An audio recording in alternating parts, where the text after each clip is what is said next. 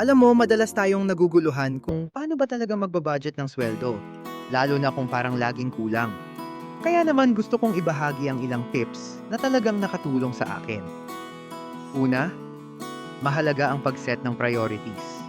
Isipin mo, ano ba ang mga pangunahing kailangan mo? Bayad sa bahay, kuryente, tubig, at pagkain. Kapag nailista mo na ang mga ito, mas madali mong makikita kung saan napupunta ang iyong pera. Huwag kalimutan ang mga emergency funds.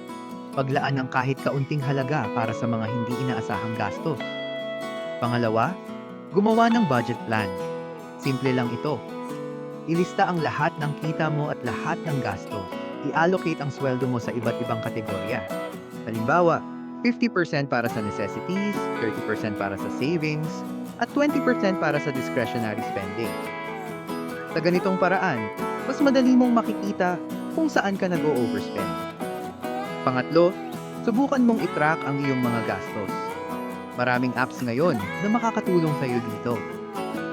Isang linggo, i-record mo lahat ng binibili mo. Makikita mo ang mga bagay na hindi naman talaga kailangan.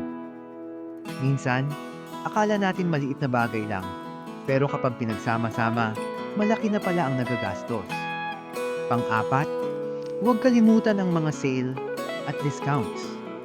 Kapag may mga promo, gamitin ito sa mga bagay na talagang kailangan mo. Pero, huwag maligaw sa mga sale na hindi naman talaga kailangan. Isipin mo, bumibili ba ako dahil kailangan ko ito o dahil lang sa diskwento? Pang-lima, mag-set ng financial goals. Ano ba ang gusto mong makamit sa susunod na taon? Gusto mo bang makabili ng bagong gadget o mag-ipon para sa bakasyon?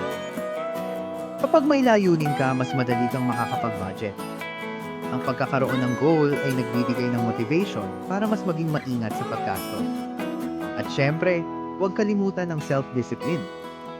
Madaling masilaw sa mga bagay na gusto natin, pero kailangan nating maging responsable. Kapag may impulse buying, tanungin ang sarili, kailangan ko ba talaga ito?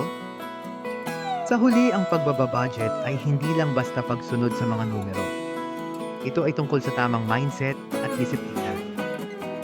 Kapag natutunan mong i-manage ang iyong pera, mas magiging magaan ang pakiramdam mo. Hindi lang ito tungkol sa pagkakaroon ng sapat na pera, kundi sa pagkakaroon ng kontrol sa iyong buhay. Kaya simulan mo na ang iyong budgeting journey ngayon.